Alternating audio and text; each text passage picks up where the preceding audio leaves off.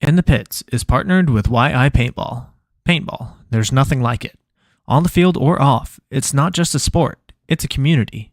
The people, our people, come from all over, with vastly different lives during the week. But come time for paintball, we're one community, with a lot of stories about why. Follow YI Paintball on Instagram and meet the members of the paintball community. Learn about how they started, what their journey has been, and their ultimate why. Why paintball? What's your why? In the Pits is partnered with Podrunners Union. Follow Podrunners Union on Instagram to find strength in union and celebrate our sports pit crew. Send in photos to represent your union local and be featured. Stealing pods for undeserving teams. It's a living. In the Pits is partnered with Mariachi Águilas de Oro. Based in Austin and servicing the surrounding areas, these golden eagles will bring life to any event you are having, from birthdays, anniversaries, holidays, corporate events, or even a simple performance to enjoy. Guillermo Padilla, one of their trumpet players, is also a member of the Texas paintball scene. Visit them on Facebook and Instagram to check out some of their past performances, or give them a call to book them for your event today. In the Pits is partnered with Skull Monkeys Paintball. Equip, engage, excel. In the Pits is partnered with XTPL Events. The Extreme Tournament Paintball League is a series put on by the Lukow family of Paintball Fit fame that gives the opportunity for players to learn and grow together as a team. 3-man, Challengers and Champions X-Ball, Draft Mech X-Ball, and even Youth 3v3. There's something for everyone at XTPL. Not to mention prize tosses, raffles, and the infamous paintball munching contest. Events happen throughout the year, and the prizes never disappoint. Sign up for an XTPL event today on PB Leagues. In the Pits is partnered with Hydra. Designed by players, for players, you can outfit yourself in Hydra gear from head to toe. Have confidence that when you make a purchase from Hydra, you are purchasing a well-tested and well-thought-out product, trusted by several top teams, including first-place semi-pro team, PaintballFit.com. I personally recommend their Hydra Black knee pads. Purchases over $100 receive free shipping. Head to hydra.fit to browse their selection and discover the Hydra mentality. In the Pits is partnered with BEM Wraps. Behind every mask is a unique and creative player. Tap into it when you order your next custom headpiece. Their Build-A-Band lets you communicate with them one-on-one to make your order just the way you want, all the way down to the color of the stitch. Check out their Instagram at BEMWraps for drops and build videos of them working on orders.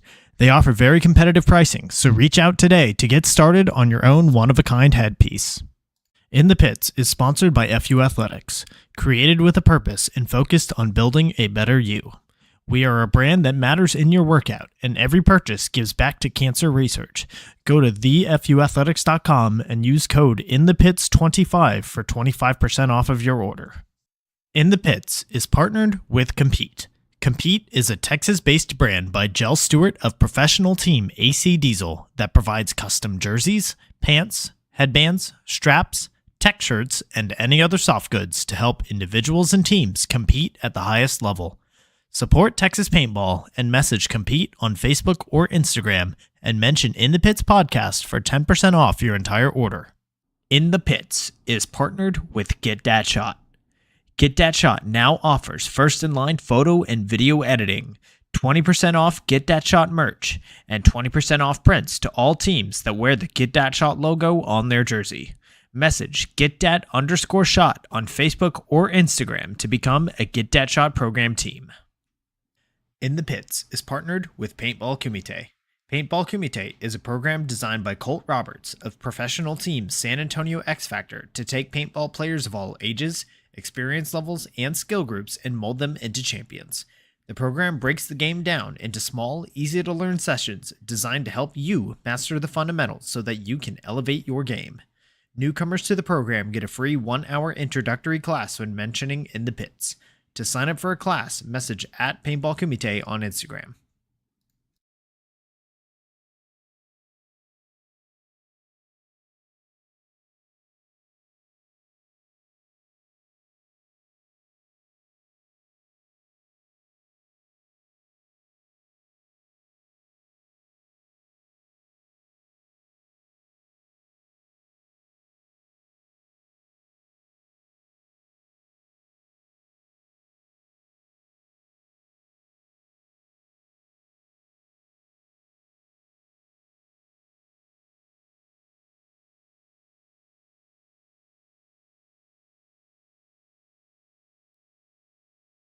Welcome, everyone, to episode 72 of In the Pits Paintball Podcast. This podcast is focused on everything that has to do with the paintball scene here in Texas, from professional players and teams to new divisional programs, local tournament series, field owners, Texas-based brands, even photographers and videographers.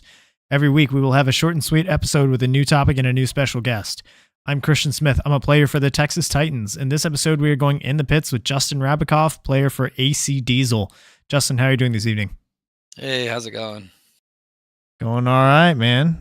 We got World Cup heading just 1 week from today. We got the new format debuting, so it's all coming to a conclusion here. Yeah, I'm excited to see how this format goes and see if it'll change the game. Because in my opinion, we need a big change. Mm-hmm. Yeah, it's good to see that they're experimenting with things. You know, I don't think that version 1.0 here is going to be the solution, but you know, it's a start. Yeah, I'm with you. It's just good to see them trying out different things. Mm-hmm. Yeah, for sure. So, let's get into it. This first question is brought to us by XTPL Events. So, for those listening that maybe don't know about you, how long have you been involved in the tournament paintball scene? Oh, in tournament paintball, I mean, I first played my national event in 2004. So that was like the first time I ever saw big paintball. I mean, I did, like, as a kid, I went to the events, but I don't really remember it. I didn't really get to see it or be involved in it or kind of understand what even was going on. Mm-hmm. You know, I was just a kid that went there, and I didn't even really care about paintball all that much when I was a kid. But my first taste of it was 2004. Played on a team called DC Devastation. And obviously I got hooked from there. It was just I was going after school, setting up the field, playing during the summers every day, like either out there by myself or, you know, got a buddy to go out there. I was playing, you know, four days, sometimes 5 days a week constantly when I was in high school. And yep, the bug bites hard when it bites, right? Yeah. Sure. So what are some of the teams that you've played with over the years? Well, yeah, like I said, I started out with DC Dev, and then from there I played on Excessive when they were pro with John Richardson, Rich Telford was on the team, Rusty Glaze, and I played my first pro event with them in 2005 World Cup against Dynasty. We took second. So that was my first pro experience. After that, Excessive kind of like fell apart. With that whole thing and the excess energy, and they were asking for too much money. It was, again, I was still a kid. I had a contract. My contract wasn't very much, but as a kid, like, you know, still in high school, it was a big deal for me. But I guess there was some greediness going on, and I don't really know the whole story. But from there, I went back and I played D2 with my buddies, and then I played with Infamous. But I would say for me, my pro career actually started out 2008 when I joined the Russians, because it was kind of like going back and forth. I didn't really like pro. As a rookie at that time, it was really tough. Like, you were practically a slave. You had to do everything. It was like they would call you into the room, be like, "Hey, turn my light off. Turn the bathroom light up," like in your hotel room. Jeez. You'd go in there and you would do everything for them, and then you would leave. You'd go back to your room, and then another room would call you up. "Hey, come and do this." Like, you had to do everything. You had to pay your dues, right? That's just the way it was. It's not like that at all anymore. But well, yeah, like I said, I went back and forth on a bunch of teams, but 2008 was like in my head was when I started playing pro. It's like when I really actually started to love playing pro, when I dedicated my time to it, and I was like, okay, this is what I'm gonna do.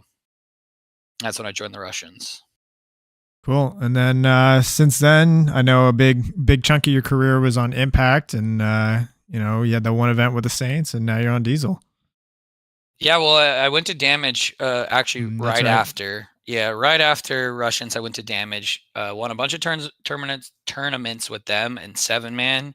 Played with them in the X Ball as well. And then I went to Impact, where I spent most of my career on Impact. And then had the one-off event with Saints. Went back to Impact. Won another 2 events. And then this year was our year for AC Diesel, or was my year for AC Diesel to go to them. Yeah, it's a lot of big names on that resume there. Yeah, a lot of wins. A lot of wins. I don't even know if it's like the names that are like. I guess some people would. I guess you can link it to the names of the teams or the orgs, but I think most importantly was the wins, and in my mind. Absolutely. I mean, if you're on, like, especially with Impact's run that they had, where they had like, I don't know, 3 or 4 years where they were the number 1 team or something like that. Like, yeah, we were just unstoppable. We couldn't lose those years. We just felt it on. And I was talking to Mouse about this literally just the other day. Like, we were just so much better than everybody else at the team game.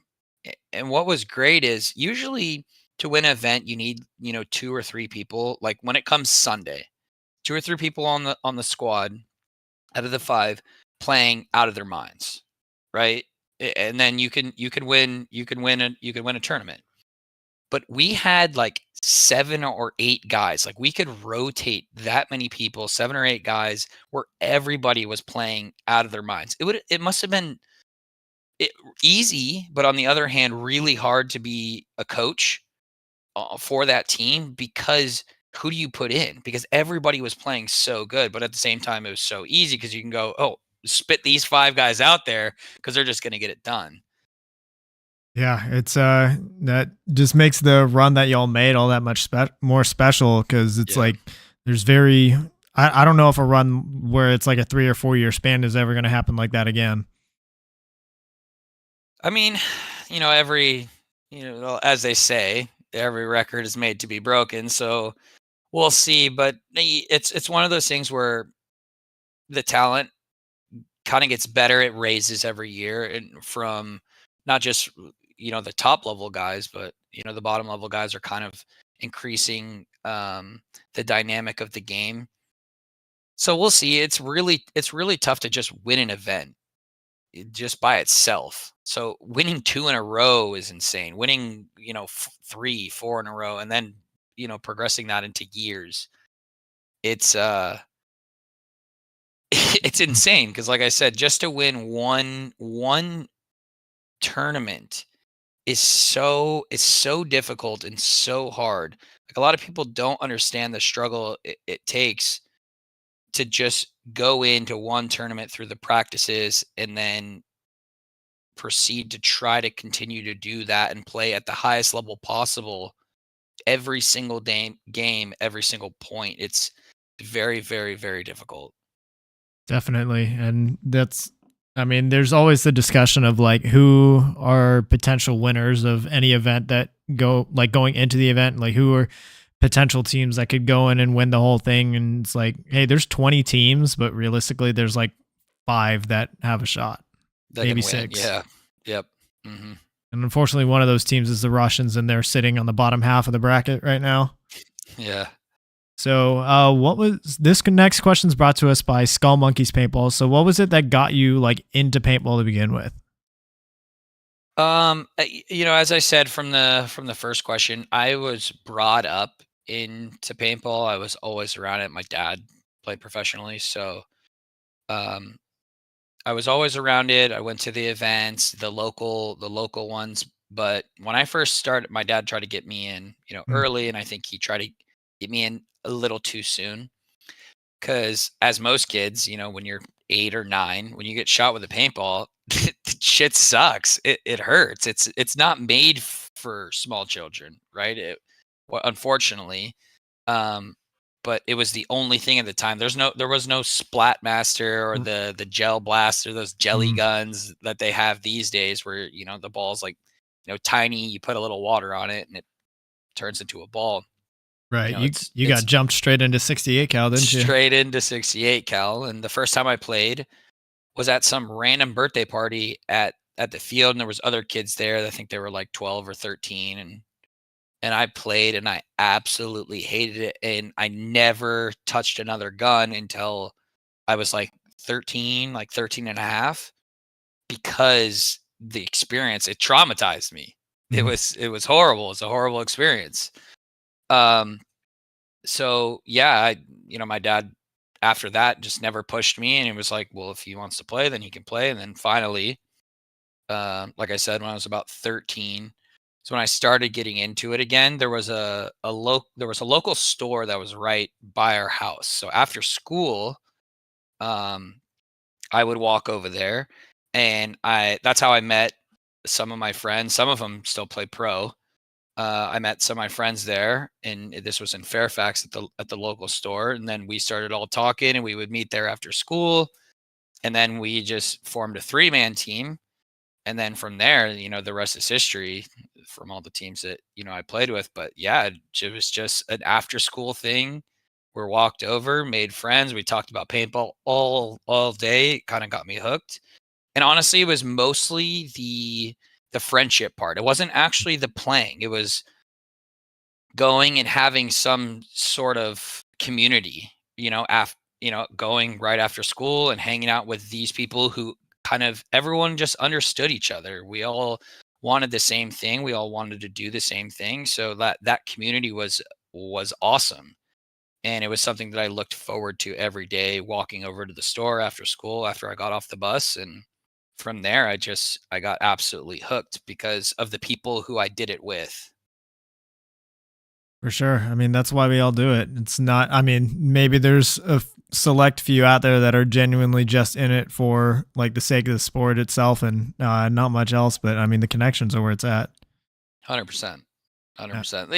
If you're out there, especially at a divisional level, when you're at the pro level, it's very different. Everyone says, if you're not having fun, then don't play it. Yeah, at a divisional level, if you're not out there having fun, or you don't enjoy the people who you're hanging out with or who you're going to the events with, then in paintball it's all community, because it's smaller, right? So we all know each other, especially at the national level.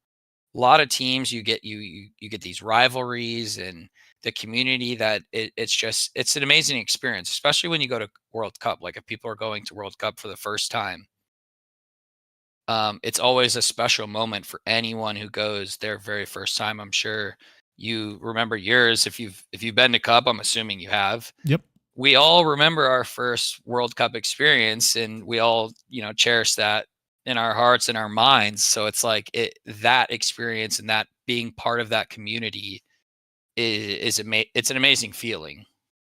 Well, I I think that first time going to World Cup was also my first NXL event. So that Oh, was like okay. it was like, oh, this is like what paintball actually is. Because before that, Yeah. I was doing just NCPA, where you didn't have any vendors or anything like that. Didn't have the huge like tents with GI or HK or anything like that. It was just you show up to the field and play. But then it was like, oh, this is what it's all about. And Yeah. then If your you know first one's gonna be Cup too, that's even from going local to Cup, it's entirely a different thing. definitely. Even though my team, I think we got like 60th out of 63, but You probably still had a blast. yeah, absolutely. The second time I went to Cup was way better because we got 4th out of 95. Well, But yeah, there you go. There you go. oh yeah. So looking in the chat here on YouTube real quick, we got Nima Razavi tuning in from Iran, where it's 4:10 a.m. So shout out to you, Nima. Good to see you. He asks, let's see, Justin, how much did being on Russian Legion help you to make a name for yourself in pro paintball? I would say, honestly, I don't think without being on the Russians, I mean, and you never know, but in my mind, I think without being on the Russians, I don't think that I would be as good as I am, or it would have taken me much longer. Maybe I would have still reached those same heights, but I think it would have taken me a lot longer. I was playing 5 days a week when I was on the Russians, every week. There was no ifs, ands, or buts. We drilled and I worked out every Monday through Friday, had the weekends off when I was over in Russia. And obviously when I was here, I wanted to continue that. I was still playing, 4 days a week, mostly 5, but that bled through the weekend. Hmm. Um, so I was constantly training, and I absolutely loved it. I loved drilling every single day. Like having the ability to do that at a facility to train 5 days a week. Like I said, maybe I would have gotten here, but not as quickly. Not as quickly because of how much I was playing and how much I was just like dedicated and all in on it. I mean, without the Russians, I just don't know where I would be, to be honest. Right, for sure. That's a very fast way to rack up significant time behind the gun. Yeah. All right. So this next question is brought to us by Pod Runners Union. So, what are some things that you've noticed have changed for better or for worse within the paintball scene over your career? Are we talking about like the state of the game? Can we dial that question into a Sure. little I more mean, I'll detail? let you determine how you want to answer that, really. But Okay. just some things that have changed over time, either within the like on-field state of the game or the paintball community, the industry, could be, up to you how you want to answer that. Well, okay, so I'll put it this way. I've always had a problem. At least the last 3 or 4 years, I've been a little more vocal about it. Maybe not on media, but more of like pro to pro players or Hmm. people at the higher level, like management and stuff like that. Um, we were at a time where paintball was extremely big. I mean, we are bigger than we were then in terms of like teams, outreach, but just because of social media, right? But when we were on ESPN, it was a big, big, big, big time for paintball. This was obviously was right before the 2008 Hmm. housing crash. Um, and it was huge. Like I said, we were on ESPN, and it was a big deal for paintball. Big deal for anybody coming up in paintball in the divisionals. Like, hey, I can be on ESPN. Where my dad and my mom watch, or where everybody watches, I have a possibility of being on here. But from that time to now, which was before 2008, right, Hmm. to 2023, the game has not changed, like the format. X-Ball has been exactly the same. Sure, they've brought the points down. Like at one point, it was a race to 7 or 8, or it was 9 to skunk them, and now it's 6. So like the only thing that's changed is how much time we're on the field. Whereas before it was like two halves, two 20-minute halves. Like we were playing a lot of paintball. It's exactly the same format, but just less points, less time, less points. We have changed absolutely nothing when it comes to that. So we went from, this where it's, and I'll be honest, like as somebody who understands the game better than 99.9% of the players out there, it can be difficult to watch. Obviously, I understand it. You might understand it. Most people that play it at a high Hmm. level understands what's going on and what to look for, right? What moves are going to be made next. You can watch it and you can enjoy paintball that way. But as a new viewer, it is practically impossible to understand what the hell is going on. Could they do a better job of on the casting of introducing new players? Like while they do it, I think they just assume that it's people who are constantly playing, but it would be refreshing to have, even if there's not new people watching on the webcast, right, or purchasing it or whatever. It should still be good guidelines to put in. Hey, if you're not new, this is kind of what's going on, or this is what to look for. Problem with our sport is we have no focal point. There's Hmm. no focus. Whereas any other sport, you have a ball. Most of the time, it's a ball. So that's the focal point. You can follow the ball. You follow the play. So it's tough for a viewer to come in and watch. I think what's frustrating is we go from ESPN to that, and we don't change anything of what's going on. But I guess I have to give some praise, because at this cup we're going to have a new format, an um, it's like some scrimmages with the new format on the Right. Wednesday. So we'll see what that looks like. Is that going to be like the end all be all? Probably not. But it's good to see that they're trying to make some changes, because I think they realize just as much as everybody else who's been playing, like, hey, it's getting a little stagnant.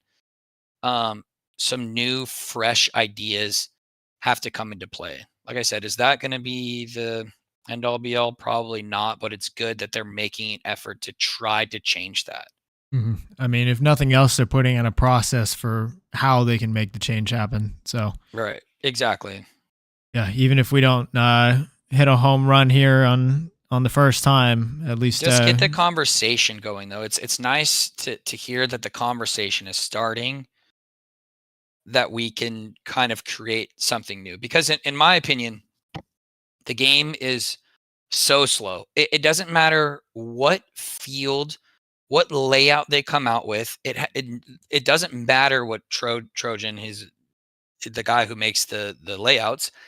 It does not matter what he does or how creative he is or what it looks like on paper, because by Saturday, well, for Cup, it's Thursday, Friday, Saturday, Sunday for the pros. By Friday, at this point, it'll be by Friday, the field will be playing so slow, and guarantee by Sunday, that's why you always see, these 2-1 games, 3-1 games, 3-2, 4-2, very low scoring games, because that's just the way the game is being processed now. It's how it's played at a high level, and it even happens in the semi-pro, and you'll even see it sometimes in the D2. The lower divisions, yeah, sure, people run around because they can't do it as well as we can, but it's gotten so slow, and in my opinion, so boring to watch as a viewer. Obviously, to play, it's, everyone loves to play, but we need to be looking at the viewer, not, hey, are we having good games? Because the games are not good. Look at the last event. We had X Factor versus Impact. The game literally went 1-0, and people were cheering in the crowd just when somebody shot their gun. Like, if at that point we can't go, okay, enough's enough, I don't know what we do then, right. So I mean, at that situation is it's just a product of the scoring system, but yeah, and the format itself. So right, it's the format. It comes down to the format, because like I said, it doesn't matter how creative or what he can put on paper for a layout. It just doesn't matter. We will find a way. I mean, this is what we do. That we will find a way to slow it down, to make it so you can't make big moves on us. And every team is doing that when it comes to practice. We'll go there this weekend, and the first thing you do is, okay, how fast can we go down this side? How fast can we go down this side? Okay, how do we stop it? And that happens in the first few hours. So already, on the first day how to slow down the field. So when it comes to the tournament time, it gets progressively worse, because you perfect it. You right. perfect how to play that slower game. I mean, that's the high percentage right there. So that's what teams are going to do. Yep. All right. This next question is, let's see, looking in the chat. Let's see, from Eric C. He says, ask J-Rab why he refuses to join the Purple Ballers group on Facebook. Well, one, I didn't refuse anything. Two, I never go on Facebook. Like, Facebook to me is like, just, this is my head. Obviously it's not, but to me, it's just like a dead social media. I never go on it. And that's my head. Obviously Facebook is thriving, but I don't find it entertaining. So it has nothing to do with any groups on there. Because if I was on there all the time, I'd be joining all different types of groups, but I'm just never on Facebook. Nothing against you guys. Promise. Swear to you. All right. So this next question, from 2013 to 2021, you had a continuous 8-year streak with Impact, and during the same period, Impact got 33 podiums between PSP, NXL, and what is now NXL Europe. And of those 33 podiums, 15 of those were gold medals. So what were some of the things that you felt that the Impact organization had in place that made them so successful over that time period? Well, during that time, we were so hungry to win, because we had the talent on the team. We just couldn't make it click.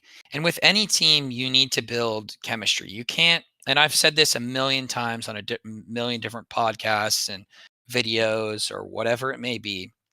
You cannot take the 5 best players, throw them on a brand new team, and and hope for success. Sure, but the talent alone will win you points, but will you win tournaments? It's pretty low, right? Like I said, the talent alone, you can get to Sunday from what the pro bracket is, but can you win the event with a brand new team like that? It's very, very, very unlikely. It's because you need to build that chemistry. You need to build that chemistry within the team, and within the players, the different packages. And what I mean by packages, like, snake package, Dorito package, and middle package. So all of that gets fine tuned, as you develop. Like most of these teams, most of these players, like especially the high ranking teams, all the top 4, top 5 teams, only bring or lose one piece at a time, 1 or 2 pieces, right? So that chemistry is already there. You're just kind of throwing in a new piece, and that new piece has to form in with the rest of the set. And that's a lot easier to do rather than taking 5, 6, 7 pieces and then instantly trying to make it work. It's practically impossible.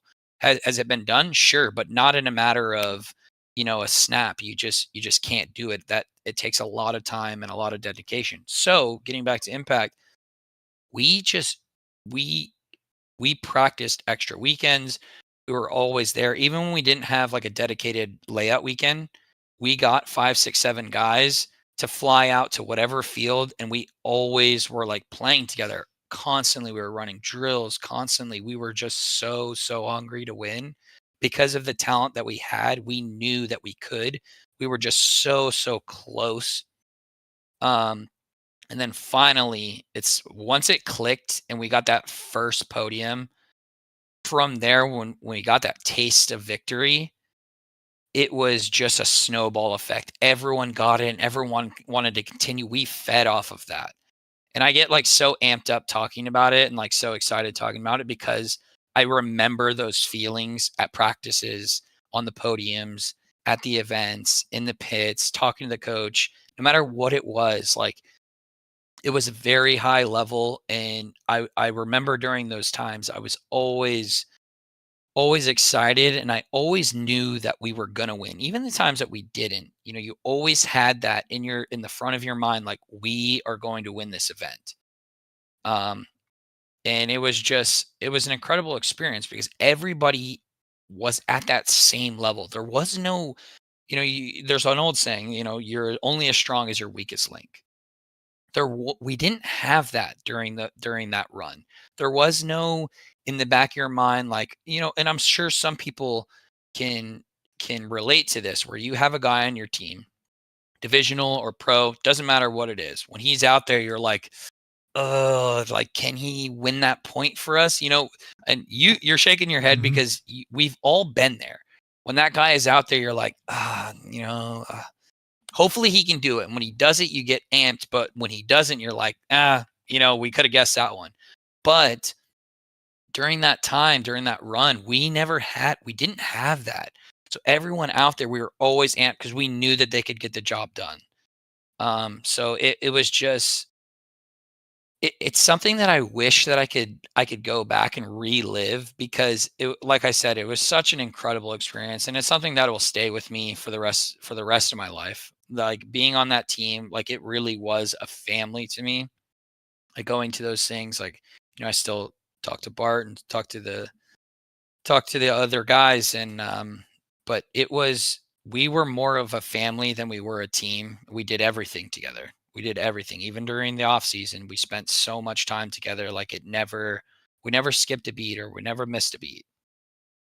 Yeah, and your guys' roster was just like stacked out of your minds, and Yeah. it's like you were spinning. I felt like at some of the events you were spinning 2 full line rotations, and it was like, hey, they're still gonna win 7-0, or like either line is gonna get it done. It doesn't matter who they put out there. It seems like.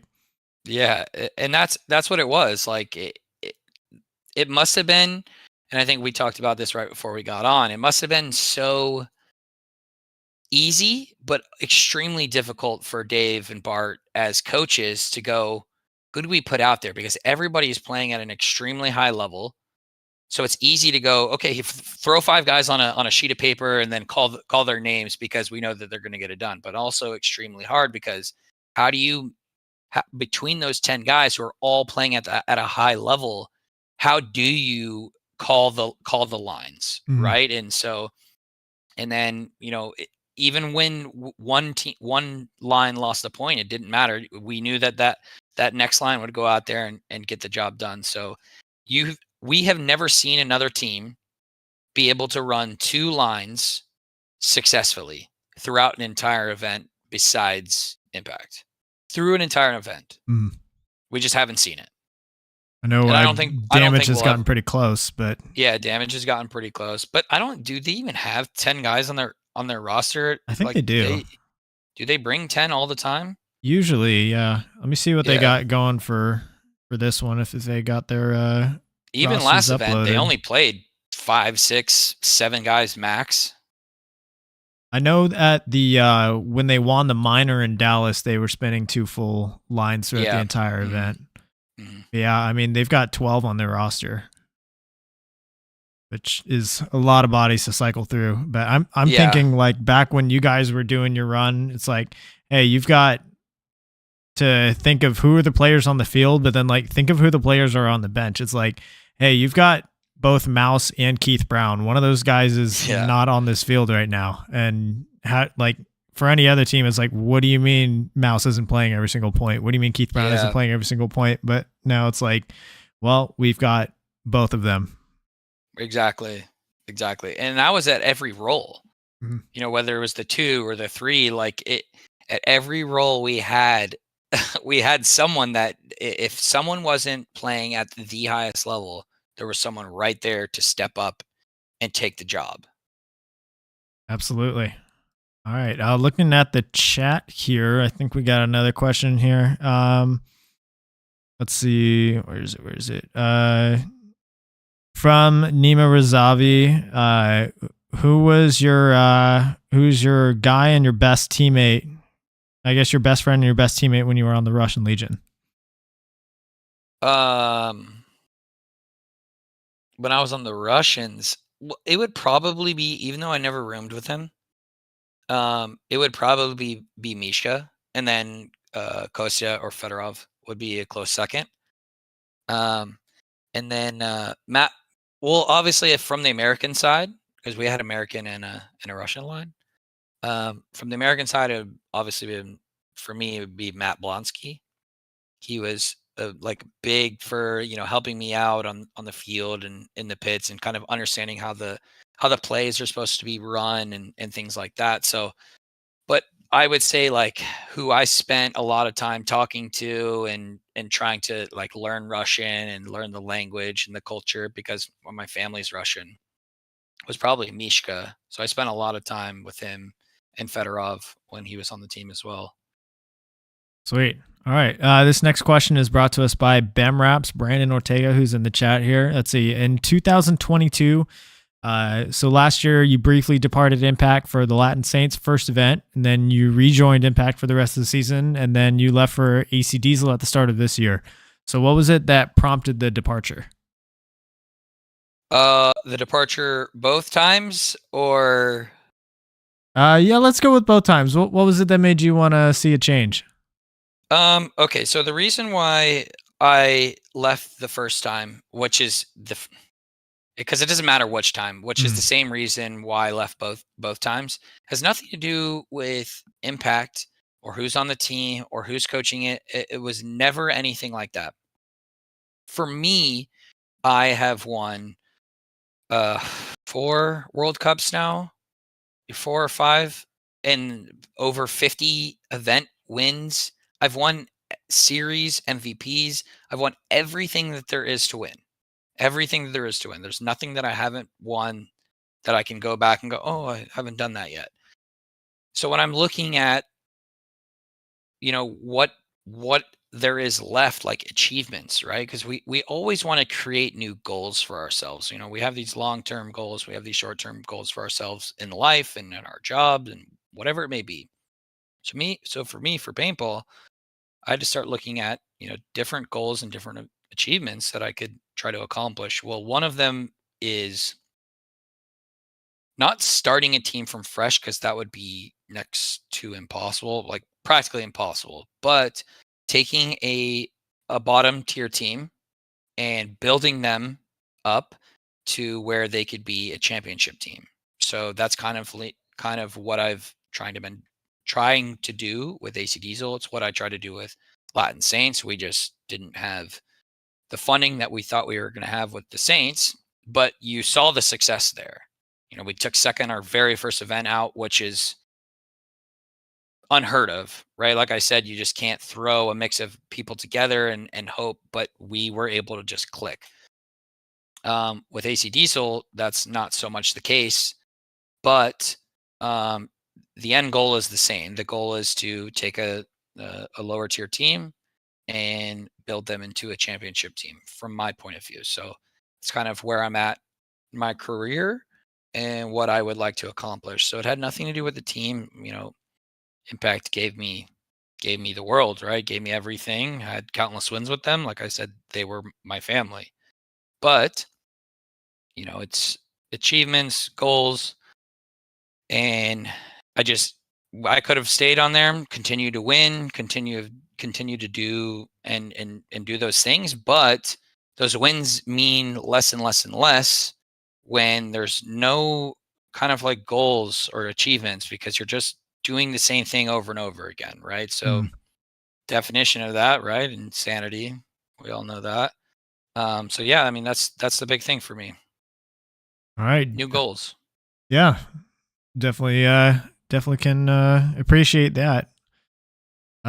So next question is brought to us by Mariachi Aguilas de Oro. So you are kind of talking a little bit about player salaries within the NXL Pro division. So you're a historically sought after player, and you're one of the few who has worked hard enough to have the status of getting paid to play the game.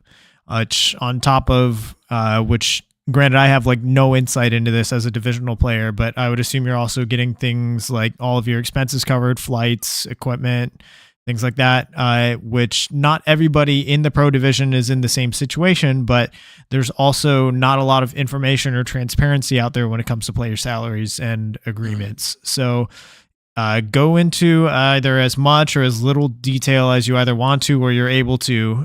What is like the general state in the NXL Pro division as far as players getting paid or compensated?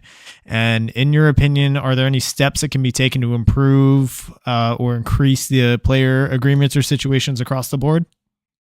Well, yeah, I mean, I guess as most people can guess, like if you don't know for sure, as most people can guess, the teams who continually take top four, make Sunday, they're the ones who have that extra funding.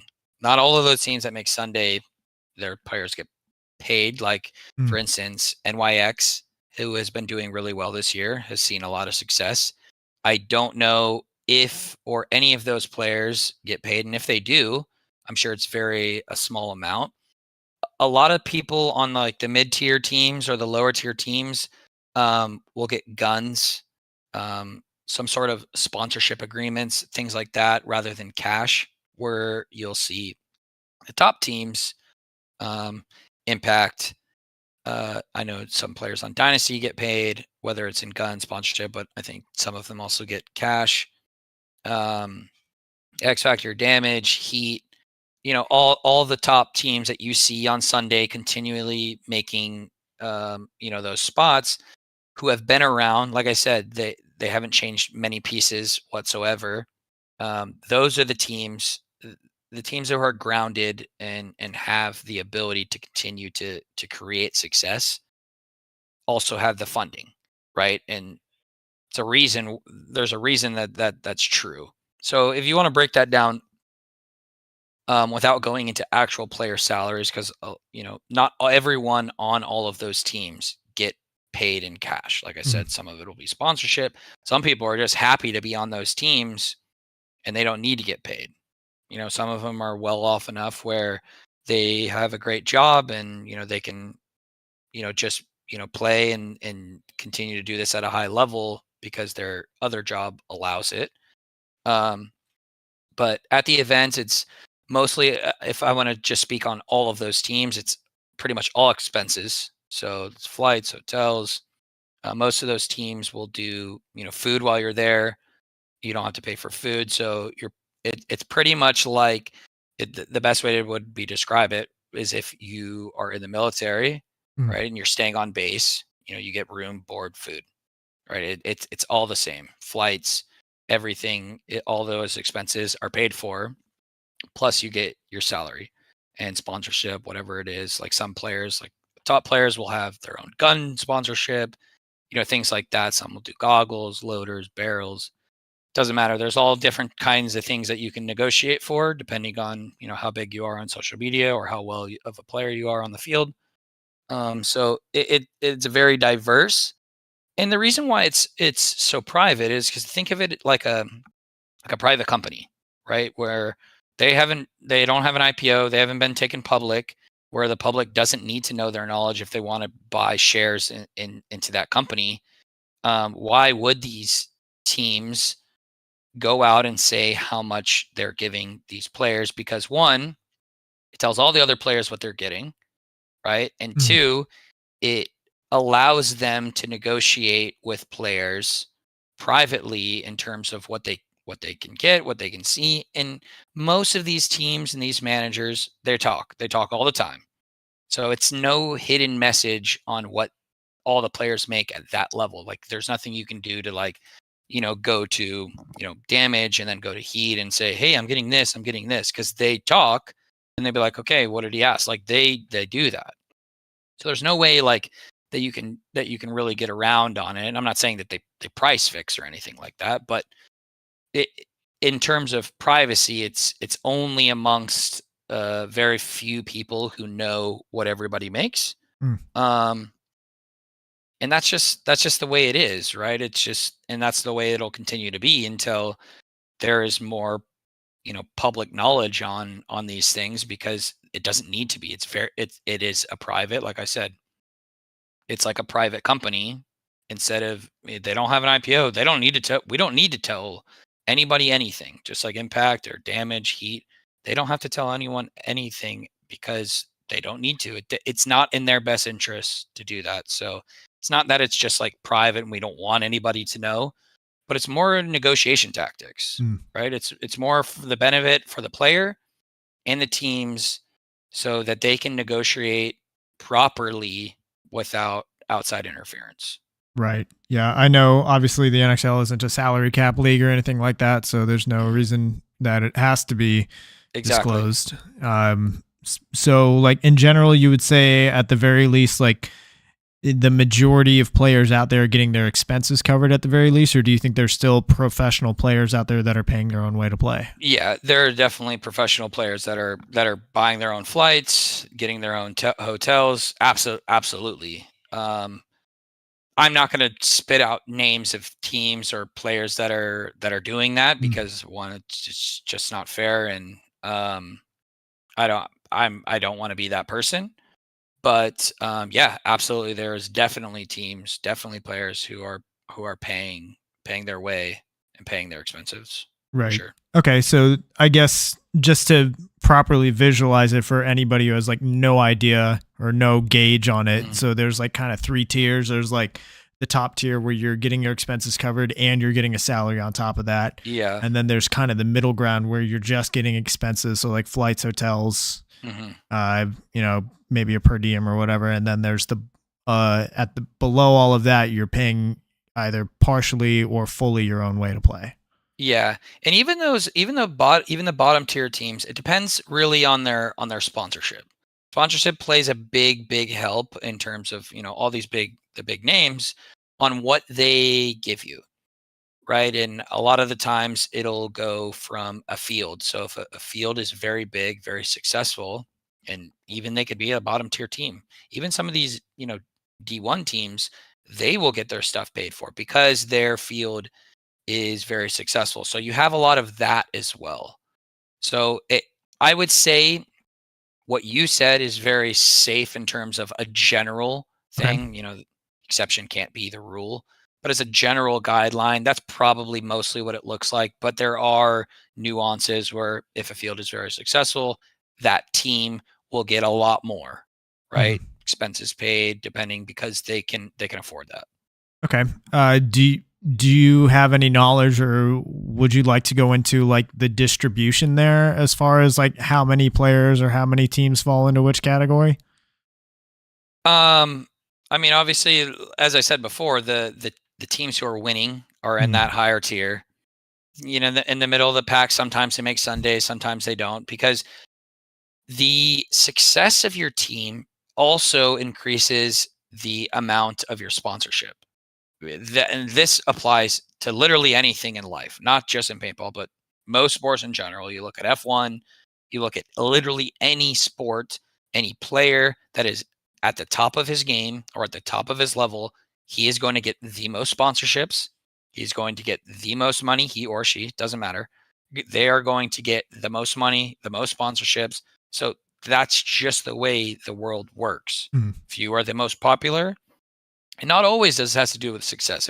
If you have success and a good social media presence, you are in a great spot to negotiate for mostly whatever that you want in terms of sponsorship, right?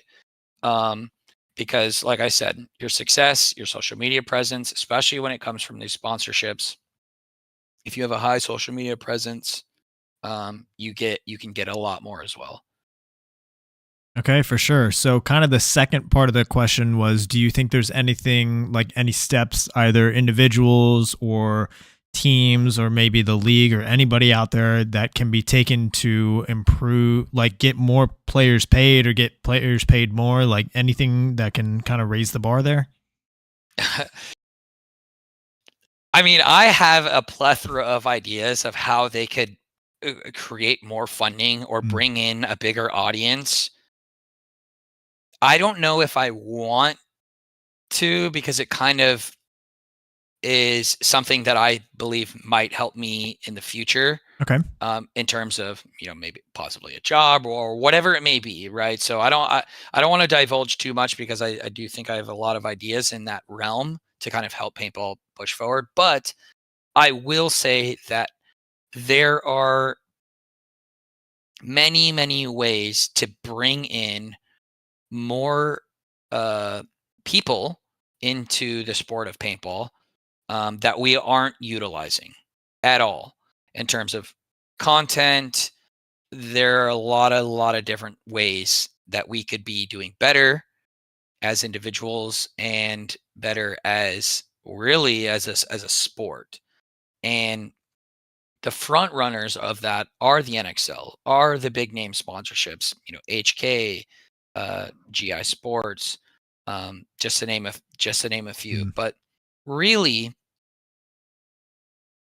these big sponsorships, the majority of their money comes from the scenario side, right? That's how they make the most of their money, and that's what helps create funding for us, for the professionals, for the divisionals, for these things to be run. But the NXL is a separate entity from that, right? The sponsorships help the NXL create the events that we know and love and that we go to, like World Cup.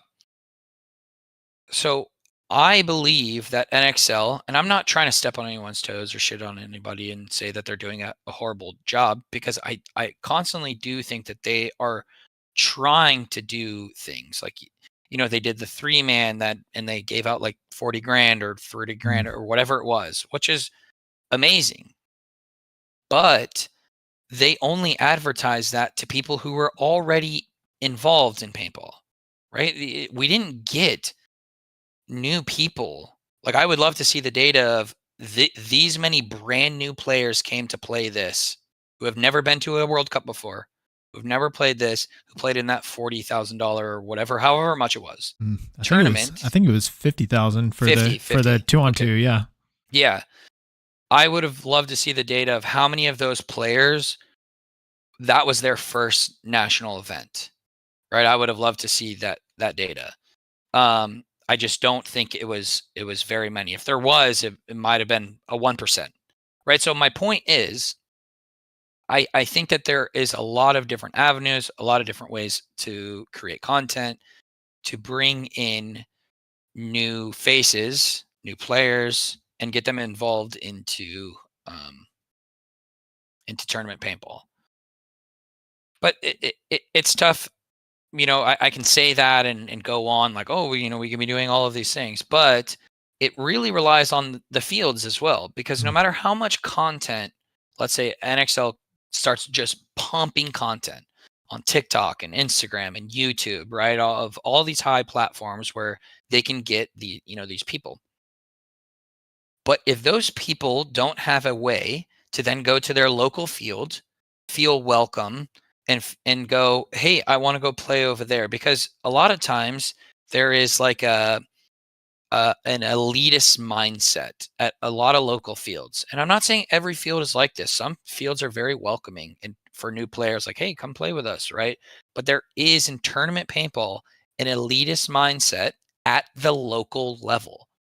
So when they're playing on the field, they will either go out there and these new players they'll just shit all over them, right? And then they'll go out there and have a horrible experience, right? They'll have their tipman, whatever, and they want to upgrade, and they upgrade to, a shocker or whatever it may be.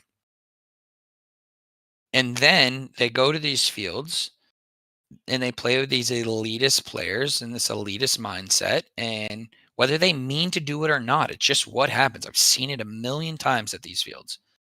It's just what happens, and it needs to be done on all levels. So it doesn't matter how much content they're pushing out, because if that player who goes, man, this looks really awesome, they see it on YouTube and they go, I could do that. I can go with my friends, we can go, and then they get that scenario, and then they get the bug, and then they go out to the fields, and then it's just not an enjoyable experience for them because the rest of the community doesn't allow for it, right? So, and again, I'm not saying that every field does this.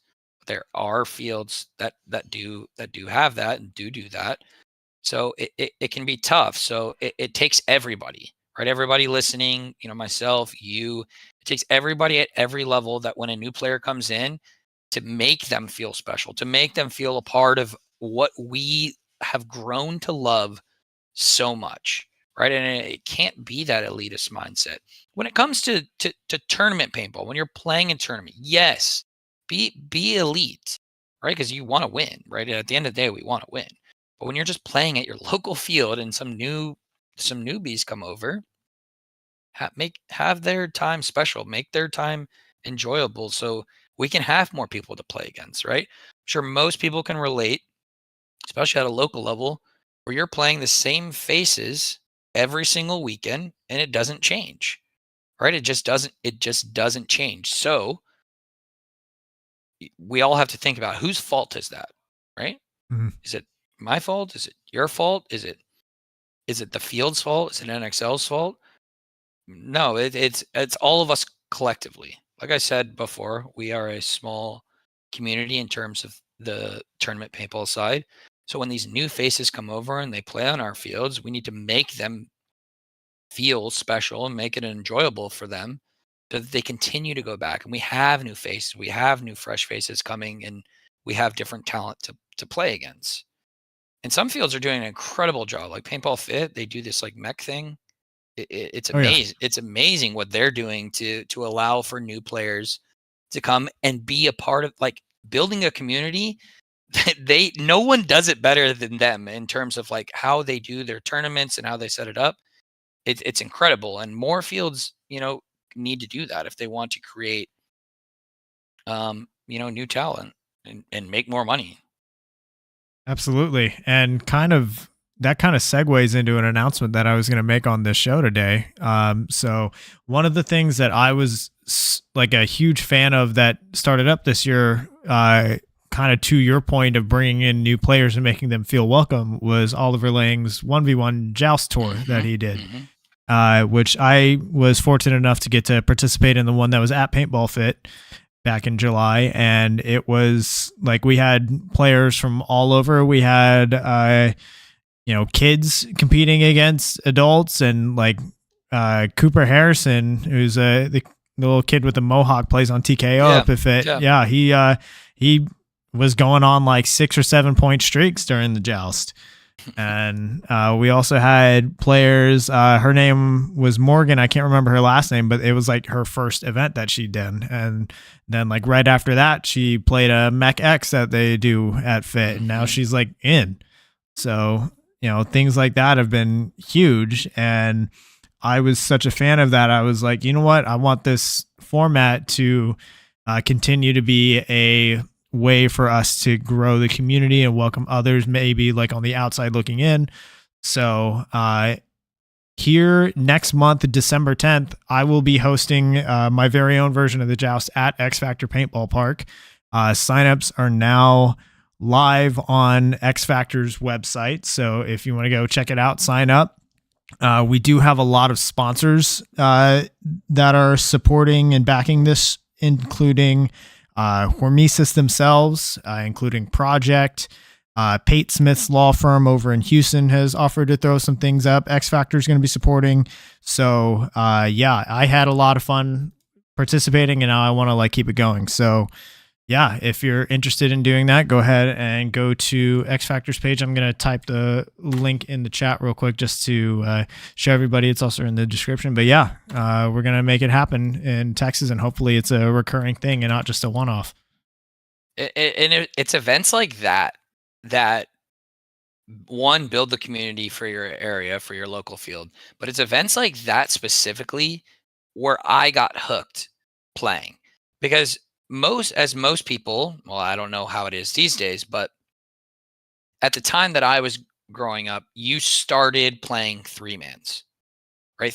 Local 3-mans, like those were in the Northeast, like Virginia, all that area. That was where you started in your 3-man beginner, novice, rookie, novice, all of those. So it's small events like that get people hooked, these new players. And if it wasn't for the 3-mans, I don't know where I would be, or if I would have even had fun. So I'm super happy, and I'm excited because I've seen those things. I haven't been to one yet, but just watching them on social media gets me hyped, gets me excited. Like I feel like I'm missing out.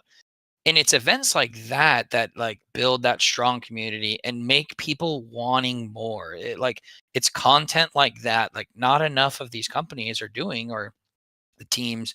It's content like that where they feel like they want to be part of it. They want to be there. And when they're not there, they're missing out. Like that's the kind of content that we need more of in paintball.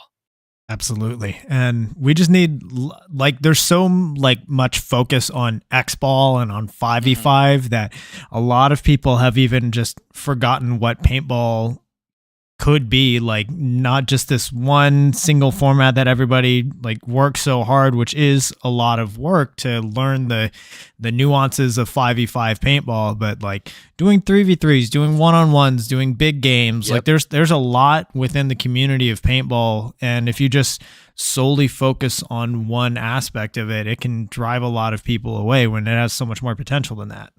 100%.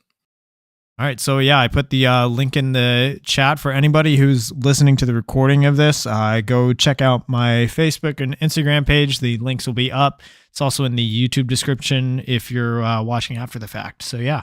One more sponsor I think I forgot to mention before was Hydra is also going to be sponsoring. So JD Lukow's brand will be backing this as well. So yeah, definitely would love to see so many of y'all at this event. So yeah, this next question is brought to us by Paintball Kumite, which Sensei Colt Roberts training regimen there. So you are one of very few individuals in the world that at one point have maxed out your APPA profile at 9,600 points, which is done by having 4 first place pro finishes within a 2-year span. So what are some things that you have done in your own personal preparation and training to not only get you to the very top of the game, but that have kept you there as well? Well, when I first started coming up, and before I was even on Impact and in the Russians, and even before then, I would go after school. When I was in high school, I would go and I would blow up my local field by myself, and I would go out there and run drills. And those drills would consist of running and gunning, snap shooting, I would practice my sliding, things where I didn't need a lot of paint. Like, you don't need a lot of paint to shoot a quick lane on the break. 10, 12 balls to make sure that you're hitting a cone on the break. And snap shooting, like everyone knows how paint efficient snap shooting is. Working on my slides, creating new slides, just going out there and having fun, like by myself. And you don't even have to do that. You can go with a buddy, 3 or 4 guys, and then it's even less paint, because then you are feeding off each other, you're building off each other, you're also watching, and critiquing, and then everything just kind of gets a higher level when you have a little more people being able to talk about it and do it correctly. So I would say your fundamental skills, like any sport, are your baseline. They're your foundation. Without those fundamentals, you're not going to be able to go very far, right? And then you can build on those fundamentals, like snap shooting, one-on-ones, going to a local tournament, like what you're hosting. Those help work on your snap shooting. So then you take, okay, I'm shooting a pole, or I'm shooting a target, or a little metal pin, or whatever it is, a cone, to go, now I'm going to play one-on-ones, and I'm going to, shoot another player. So then you start incorporating what you've learned, you put it into there. It's all, like I said, those fundamentals are your foundation. Without your foundation, you cannot build a beautiful house, right? As cliche as that sounds, you just cannot do it without your basic fundamentals. So if you're going out there, let's say you are a divisional player. If you are going out there every weekend and you are just playing 5-on-5s, and you are not working on your foundation, you will stay exactly where you are right now.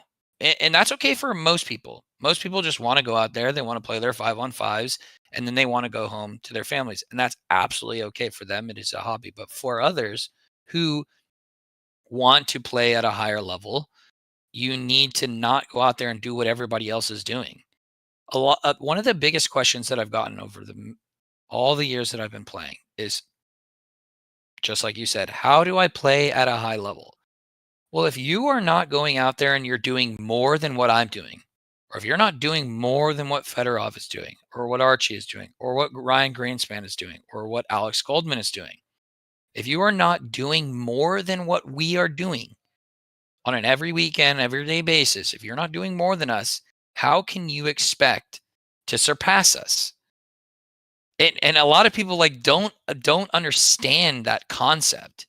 They just want to go out there, they want to play their 5-on-5s, and they think, okay, well, I'm getting better. No, you're not. You're not working on your foundation. You then incorporate those skills, your foundation, and what you've learned, and you build on that. And eventually you get to those 5-on-5s. Am I saying never play 5-on-5s? No. But you need it. It's all building blocks, right? And without those blocks, then you will just stay stagnant. You're building a house of hay, of sticks, right? That it can easily get blown away. So like think of it that way. And it's that simple. I know it sounds so simple to do, like in theory, because it is that simple. And this rings true to any sport, really anything in life, right? Math. Without a good foundation of math, you cannot continue to do and then build on to calculus. You don't go from not learning multiplication, division, and then try to learn calculus. You can't do it. You need a solid foundation. This is anything in life. None of this stuff is easy. Everything in life is hard work, and you need to be willing to put that work in if you want to play at a high level. Not everybody wants to play pro, but if you want to go from just D3 to D2, then these small things need to happen. So anybody listening, that's all I would say. And that's what I did growing up. Worked on the foundation. During the week, I would go after school, and then on the weekend, then I would play my 5-on-5s, and I continually worked on all of the things that I was weak at. If I was weak at left hand, then for a full month, I only had my gun in my left hand. When I was at the house, when I would go to bed, my gun, going to the bathroom, brush my teeth with my right, my gun would be in my left hand. I did everything with my gun that allowed it, without going to school with it, without doing anything else. But if I was allowed to bring my gun somewhere, it came with me. And if my left hand was weak that weekend, the next week it was in my left hand. If it was weak in my right, it was in my right hand, and I would work on those things. There's things that you can do at your house that you don't even need to go to your local field. You can sit in a chair like we're doing right now, get a mirror, and you can snap shoot in the mirror. Like, there's so many things that you can be doing. If you play video games, do it between games, right? When you die, you're waiting on your friends, get your gun, snap shoot, snap shoot, snap shoot. Game gets spawned, put your mouse or your keyboard, your controller, it doesn't matter. Whatever you do in life, right? If you're working from home, right? Zoom meeting, you got your camera off. There's a million different ways. Like, a lot of these people are like, oh, I don't have the time. That small things, like one of the things that I haven't told a lot of people about, I've said it sometimes on a podcast, but I haven't said it too many times. When I was growing up, I had an Oliver Lang Dynasty jersey that I had on my ceiling. Had it on my ceiling. So every night that I went to bed, I had the same ritual, and that same ritual was right before I went to sleep, I'd look at Oliver's jersey and I'd said, I'm going to be better than you. Give yourself a reason to work hard. Right?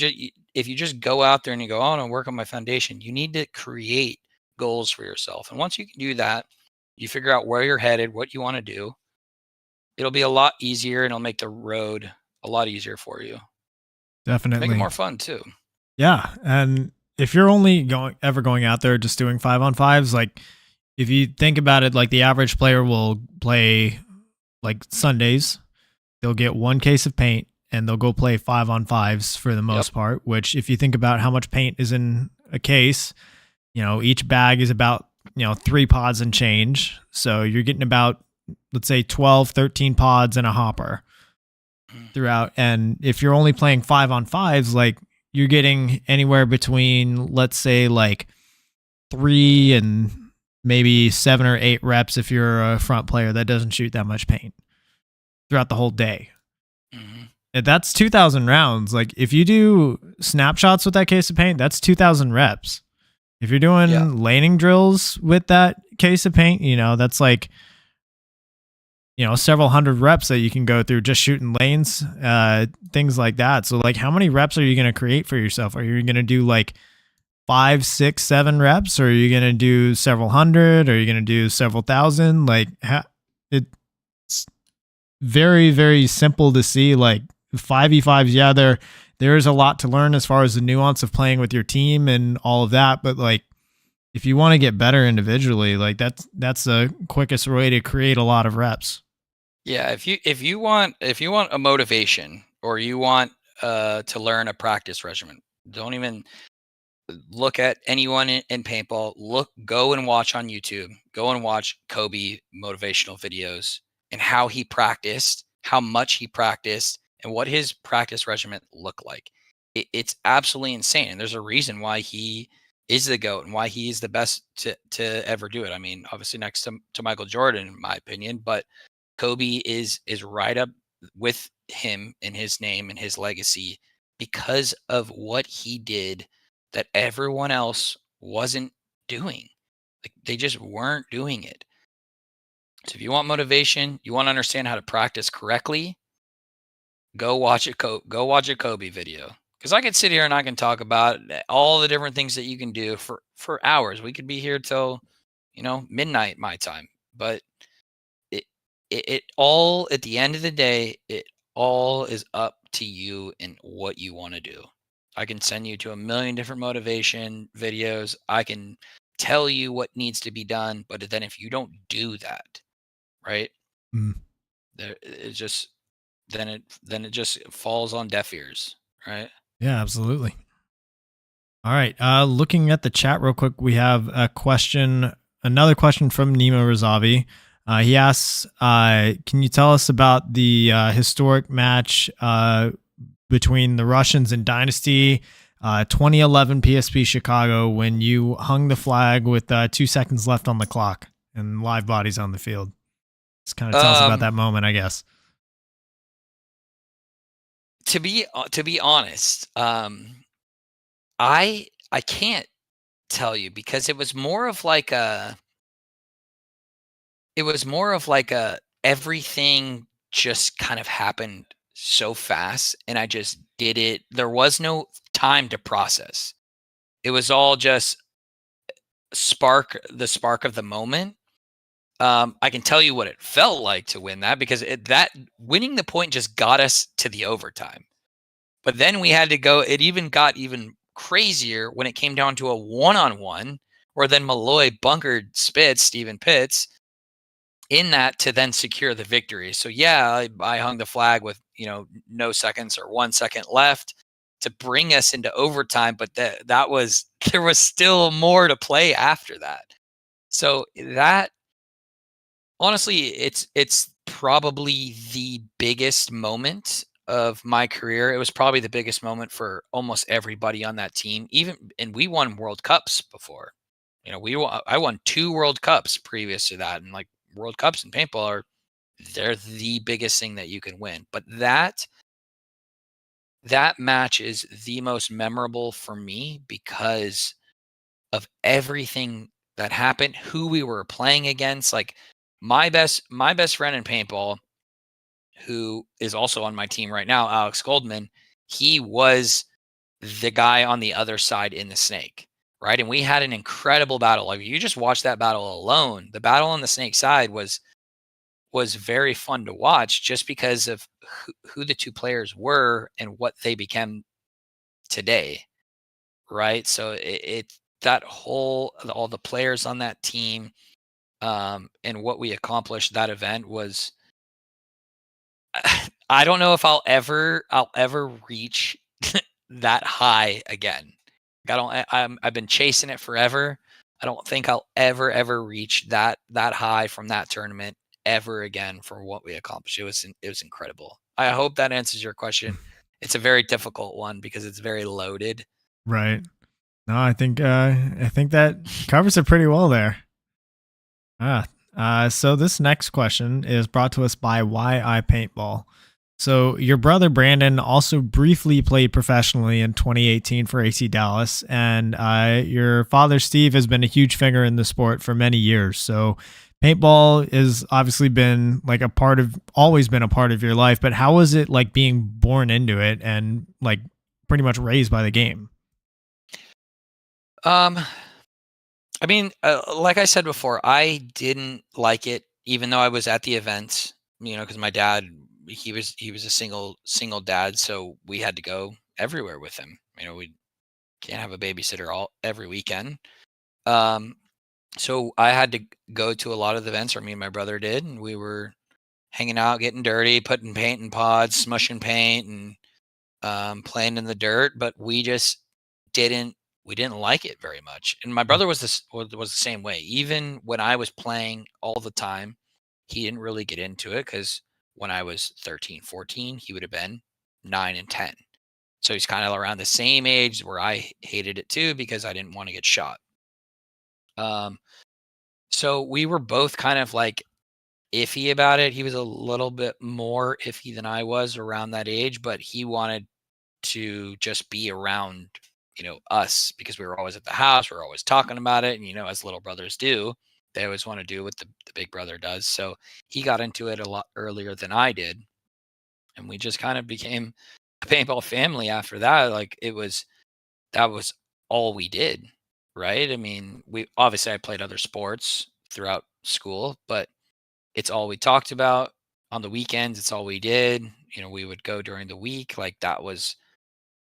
it was everything for us, right? Because not only is a paintball family, all of our friends who played paintball were also our very close friends locally. So when we were together, eating dinners, ordering pizzas, playing Halo, playing games, that's all we talked about. It's all we did. So it was always on the mind. Um, and so it's easy to get involved as a sibling, as a son. It's very easy to get involved and stay involved when everybody around you is constantly playing it, talking about it, and that's all we wanted to do. and that's all we were happy to do, right? There was nothing. We didn't want to go to any bounce houses or anything. We wanted to go out there and shoot the old guys. We wanted to go out and shoot because we were kids, right? We wanted to go out there and show all the adults that we were better than them, and we were cocky sons of bitches. We were so cocky at that age too, because we were better than everybody else at the local level. Like no one could beat us. We were undefeated for like 3 years in the 3-mans. Like nobody could beat us. So it was, like I said, when you have everybody around you doing it, it's all you want to think about. It's all you want to talk about. It's all you want to do, because you don't want to feel left out, right? When your whole family's doing it, when your best friends are doing it, when their siblings are doing it. So like he has a friend like Kevin Rudolph, who plays on Infamous. Me and him grew up together.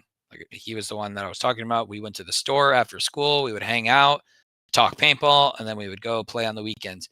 His younger brother was best friends with my younger brother, who also played paintball. So they grew up together playing paintball. We grew up together playing paintball. And everyone around us was just the same thing. We just had such a tight-knit group of like 8, 9, 10.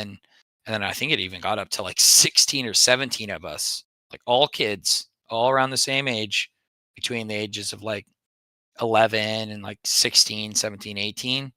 Just always going out there, parents showing up. When everybody's supporting and everyone's around, we have that community.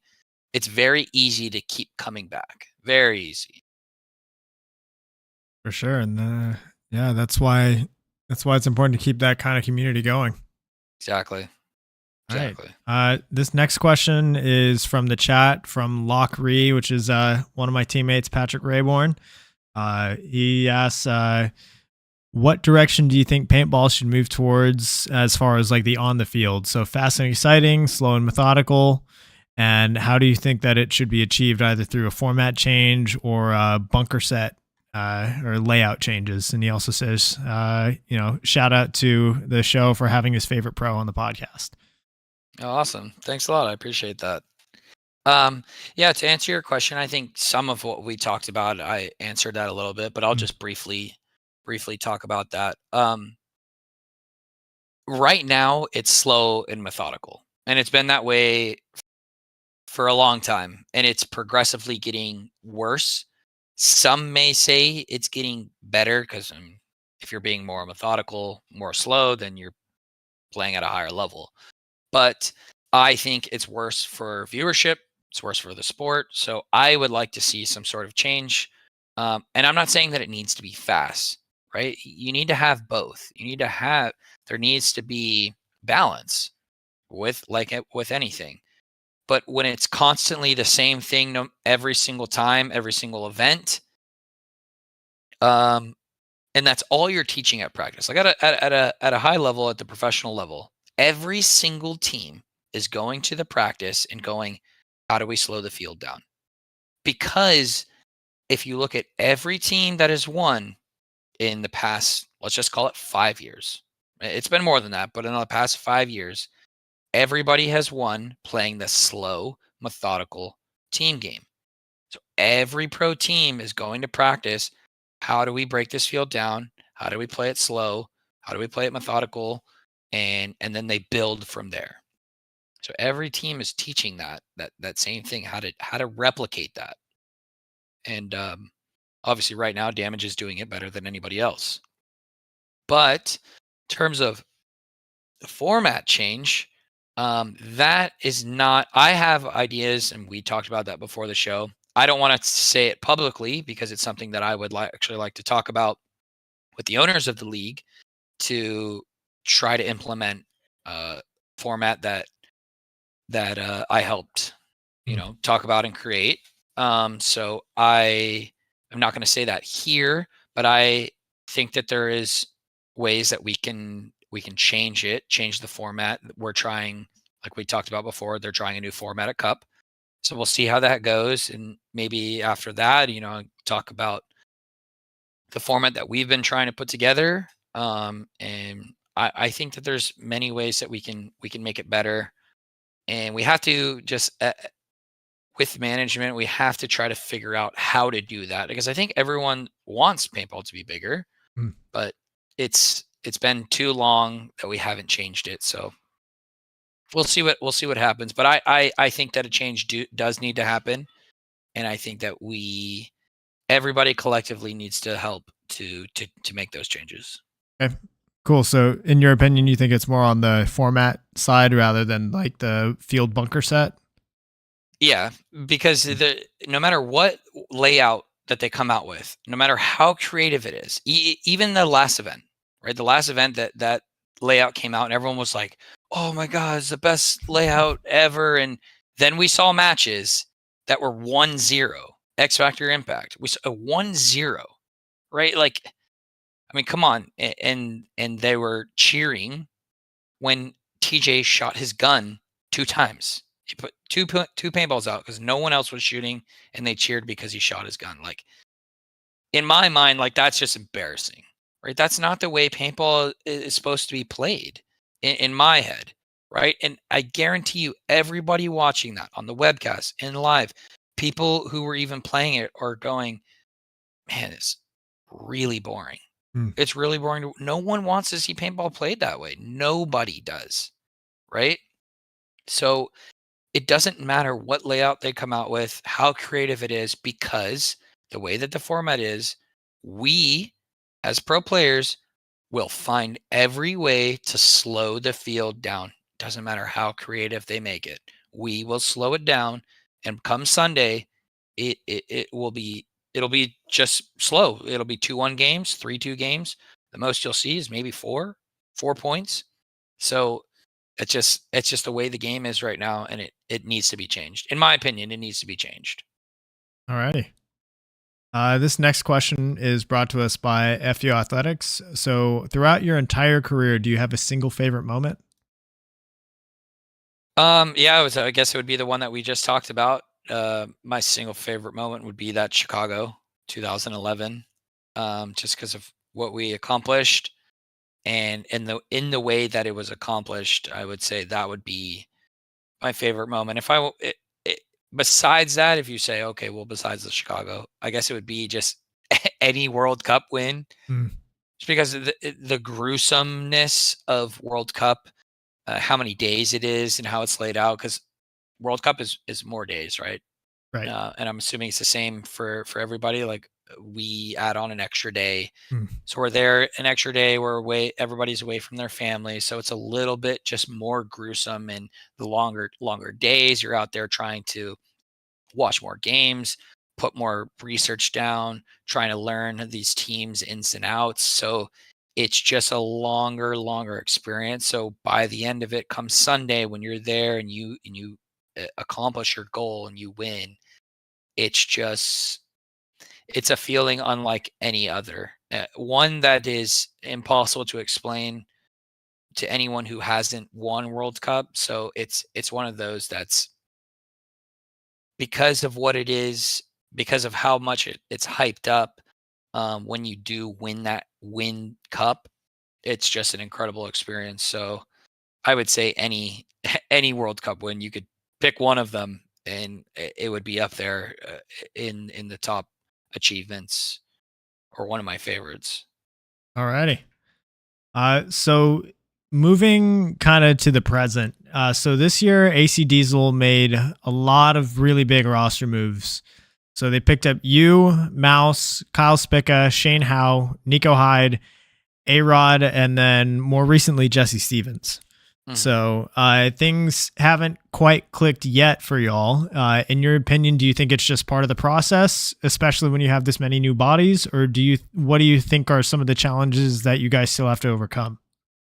So most people with a question like this would be a little bit reserved in the way that they answer it, because they don't want to step on toes or hurt anybody's feelings. But I will answer it as honestly as I can. I think that we're having a problem with sustainability currently, and I mean that within the program. We've had a lot of different changes. I mean, you just said a million different names there, right? Like, there's seven different names. alone that are adding a program. So it's practically a brand new team. They have their core guys, but it's practically a brand new team. Then, excuse me, then throw in our coaching.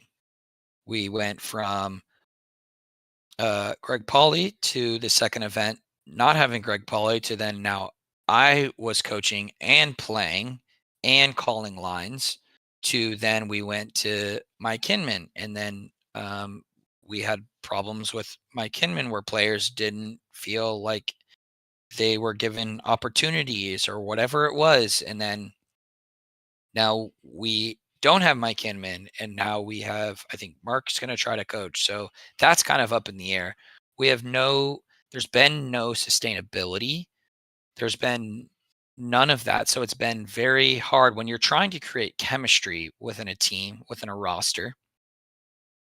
If you don't create stability with that chemistry, it's impossible to build.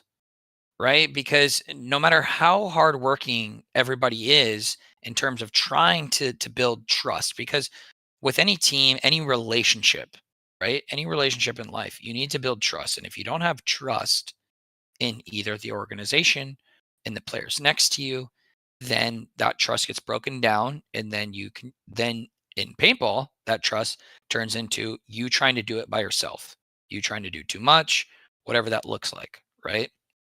And that's a big problem when you're trying to build a team. So when you don't have stability and you have constant changes circling the team, it's hard to create that stability. It's hard to create that chemistry. And though some guys on the team would disagree with what I'm saying, I have been on a lot of teams that have won, been on a lot of successful teams. So I know what it takes to build a championship team. So when you don't have those things, you're constantly changing things around and shuffling, and you're playing musical chairs, right? If you watch musical chairs, shit is disorganized, right? There's nothing to it. So right now we're playing musical chairs in the team, and we don't have that stability. So it's very tough to create that. So just from my honest standpoint, like that's what we're trying to go through. That is the struggle to kind of replicate, that and to continue to build on that. But until we have some sort of stability, it's going to be very, very hard to push forward, because right now the team kind of takes one step forward, and that step is a very healthy step, right? We take one very healthy step forward, and then we take 2 or 3 steps back that are just absolutely crush the soul of the team in that moment on everything that we build. So like in one event, we'll build everything up together. We create this intense environment. We build on chemistry. And just when we think we're starting to click it together, something falls apart, right? Or we lose a piece here. I get hurt, right? Injuries, things like that. We haven't had that. Like I haven't even been able to play the last event, and now I'm playing on practically one leg. I'm going to play World Cup, but I'm nowhere near healthy, right? So like we haven't had that. So it's been very tough. Is it part of the process? Absolutely. Absolutely. Have we created more issues for ourselves? Yeah, well, I think so. Well, we also see that in like college and professional sports all the time, where you've got these huge teams that are like, major blue bloods, and they are going through rough periods where maybe they're hiring, like making a bunch of different hirings and firings within a very short time span, and expecting it to be like a win now situation where you just you make like one or maybe multiple changes and say like, oh, these guys were all successful in their own right from wherever they came from. Why isn't that success immediately transferring over here? And it just takes time. It does. It is a process, but the team, and it's not anybody's fault specifically, It's just the organization right now is struggling with stability. In terms of like, you can't have success if you can't even keep the same coach on the field or in the pits for a whole year, right? That right there is already going to create problems, especially when the coach does so much in paintball. It's very, very, very tough, especially when the players are trying to do it and they're trying to play like a player should play, right? Players play, coaches coach, and when players are trying to do both, it just convolutes it and makes it extremely difficult for everyone to get on the same page. So Definitely. that's the struggle right now. That's our struggle.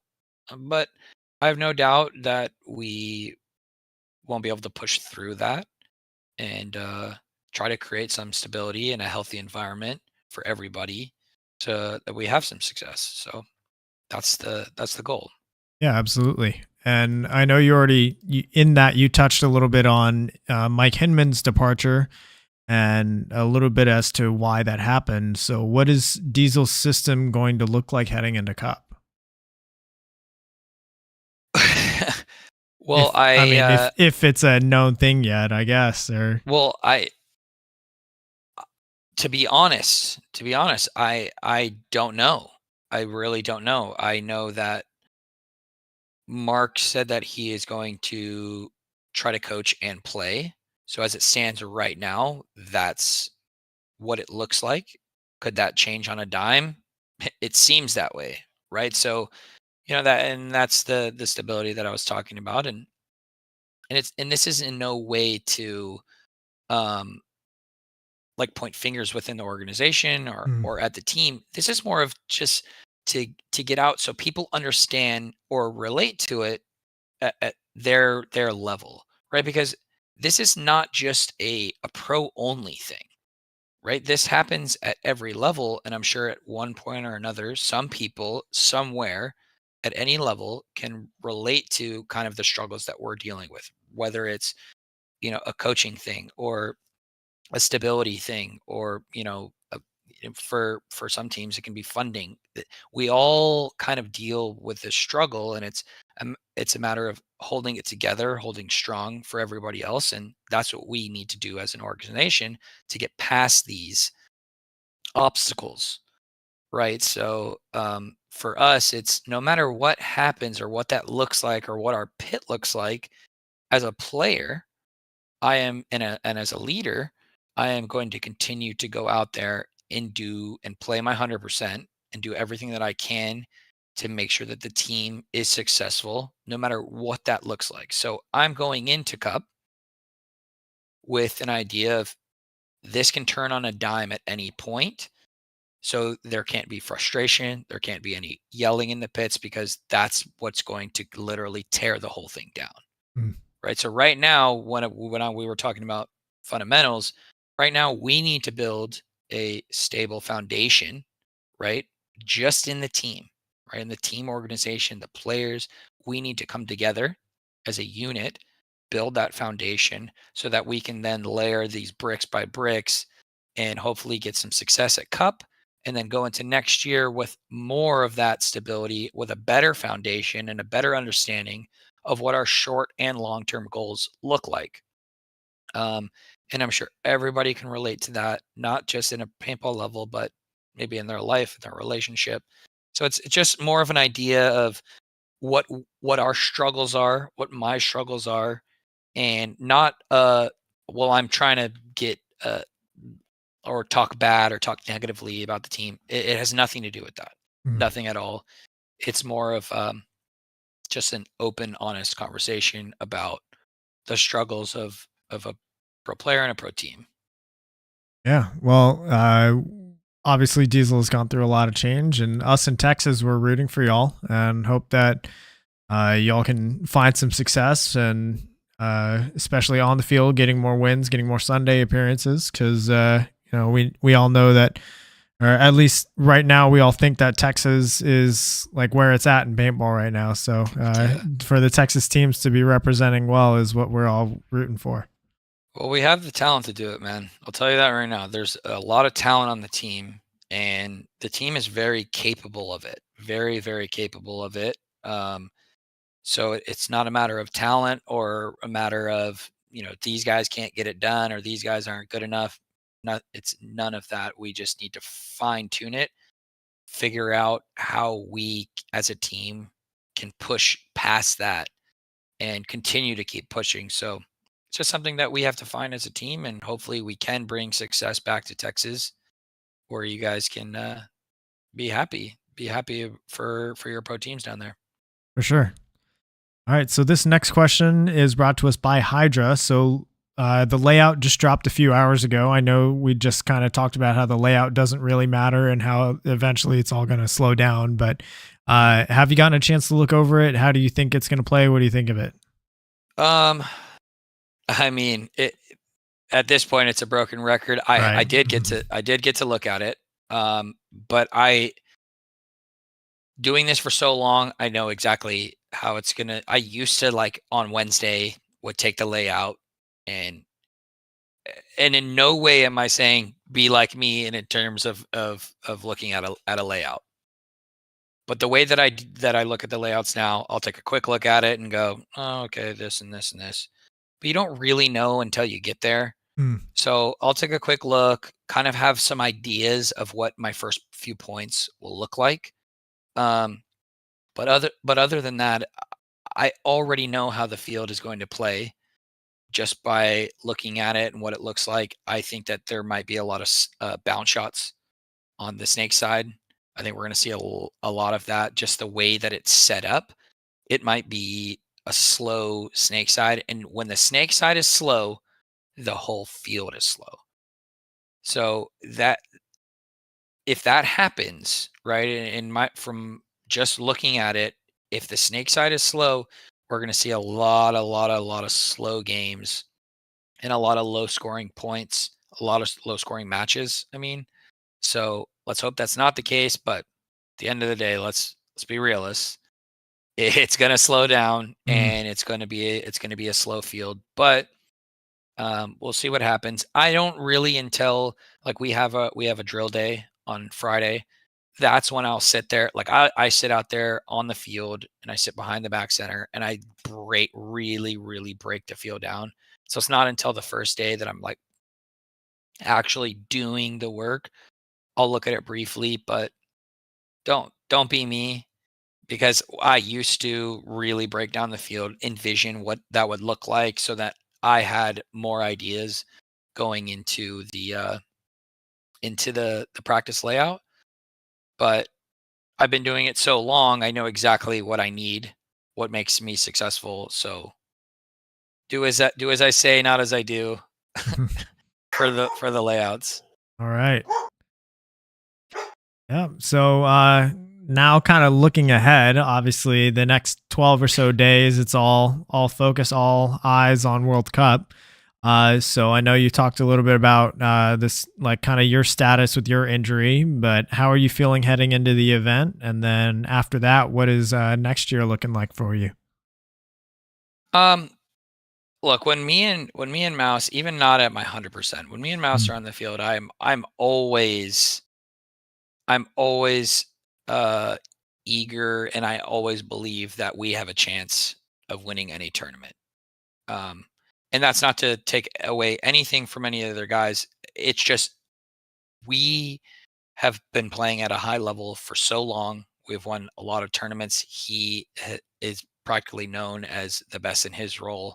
I'm practically known as the best in my role. So when you have those guys just on the field, in my head, I already have the confidence of going, okay, yeah, we can do this, right? So like I said, we have the talent. Every event that I've played with AC Diesel so far, I've always been confident going into the event.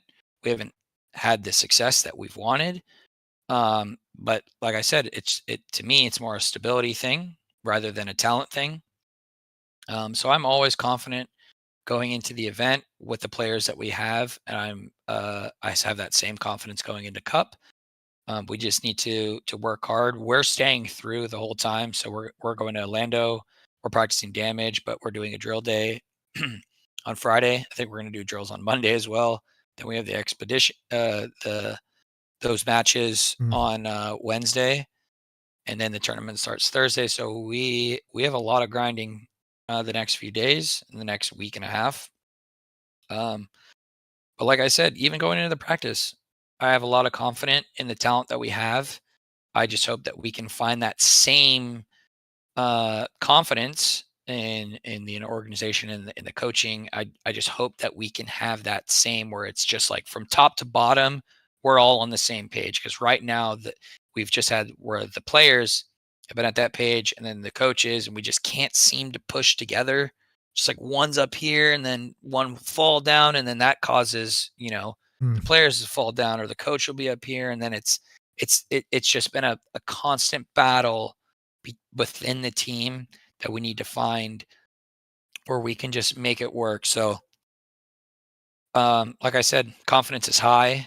Everybody is very excited, obviously, with World Cup just around the corner. So the second that the layout came out, everyone in the group chat was just typing and really trying to break it down and talk about it. So it's already an exciting time for every team at every level. Everyone understands what World Cup means. So, but like I said, we're confident going in. We just have to get the job done. Absolutely. And then after World Cup, what's next for you? What's next season looking like so far? So that I can't say too much. I mean, obviously, we and Mouse and Kyle already agreed that we are staying. I mean, so that's what it'll look like for us. I don't know if we are going to continue to try to make pickups. We haven't really talked about it yet. We want to get through World Cup and then see what that looks like. So I guess after Cup, we'll probably see more of a lot of the moves and a lot of the off-season moves that we have all come to love, and all the exciting news. But as it stands right now, we'll be staying with AC Diesel, and we'll try to continue to build that roster and try to create a championship team for that program. All right, well, there you have it. So this next question is coming from the chat, which is from Brandon Ortega. He says that your dad, Steve, did a lot of work, especially within the Texas scene, like at AXBLs, USXBLs. So did y'all live in Texas at that time, or like how was that period of time for y'all? So we grew up in Texas. During that time my dad was like super big into the Texas scene. So he was doing all the Texas stuff before what you guys know the Texas stuff is. And he was even doing national events. He did Mardi Gras. So he's been running like tournaments for a long time. So he's had a lot of success with that. But during that whole USXBL thing, we were not living there, but we did grow up there. So it was easy for him because he's very familiar with the area, the fields, and he understands what Texas paintball needs because we grew up around it. But when he was doing all of that, we were living in Virginia, and then he continued to do that through Florida, and then he sold the league recently. But like I said, we grew up there, so he had an understanding of what Texas paintball, because Texas paintball is very different than all the other like fields in different states and what they need, right? Where even though Texas is very spread out, right, where you guys drive very like long distances to get to any major city or whatever that looks like, right? Texas paintball is very tight knit, very tight knit. Whereas most other fields, and obviously you guys have your rivalries or the field rivalries, where most people don't allow you to go to another field. Like, oh, you can't go play that tournament at that other local field. Otherwise, I'm not going to give you your discount on your paint. I want you to only be playing here. Whereas it's not really like that so much in Texas. Like, well, no, we are all in cahoots together. We want our tournament to be here, and then that field's going to have a tournament, and this field's going to have a tournament, and then we all get a piece, right? And everybody is happy about that. Players, fields, sponsors, no matter what it is, everybody's happy at the end of the day in Texas paintball, and that's why it's so big. That's why it's so big, and that's why you see come webcasts Sundays, the first and second place teams are always Texas, and not always, but most of the time they're Texas teams. Mm-hmm. Right? And why is that? Well, because Texas, their formula is proving to be, as it stands right now, the best formula to create that community that we were talking about before that is so important in paintball because of that. And then even at the events, Texas teams are supporting Texas teams, even if they're from a rival team. It's just, that's the community that you guys have created, and that my dad helped create with the USXPL. Like, Texas paintball is it's some of the best that we've seen because of that. So you guys need to just continue what you're doing down there. You guys are doing everything right, because Texas paintball is not the same where it is everybody else. Like I said, a local field will tell their teams to not go play at a tournament at another field. Like, that shit happens all the time in different states.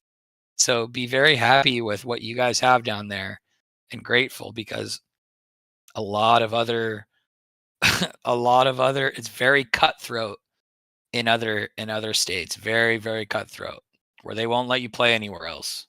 And that blows my mind that that's the case in other states. I mean, in my mind, I'm like, I want my team to go smash and grab all the cash at their field. Yeah. And that way it's like, hey, the best come play at my field. And then more, like, you get kind of word of mouth that way. Yeah.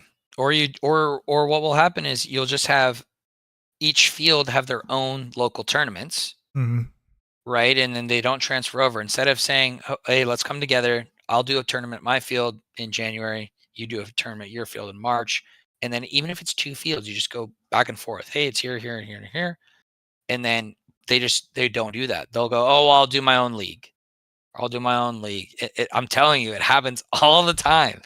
It's very cutthroat in other states. That's crazy. Well, definitely don't imagine playing anywhere else other than Texas, especially with that knowledge. So it's why you guys have the best players, the best teams. It's why you guys are always there on Sunday. It's a community you guys have created. Yep. I mean, looking at kind of the series standings now in the NXL, I mean, semi-pro obviously fits 4 for 4, which is unheard of, and they could possibly clean sweep the whole season. I don't know if it's ever been done in Division 1, but I would guess not. Yeah, I would guess not either. I don't think it has been. And then Division 2, first place is Shut Up or Trying, also out of Paintball Fit. Division 4, Jackpot sitting in second place. They're out of X Factor. Division 5, you got a 4-way tie. 2 of those 4 teams are Houston Zone, D5, and Tribe Powerhouse, who's also out of Paintball Fit. So it's like insane. All right, so this next question is brought to us by Get That Shot. Message him on Facebook or Instagram if you're needing media coverage at NXL World Cup. So, Justin, this is one that I ask everybody that comes on the show, kind of get the word out on maybe some up-and-comers or some not very well-known individuals. So is there anybody within the paintball scene, it could be teams, individual players, brands, media guys, projects that have caught your attention lately? Who do you think deserves more recognition for what they're doing?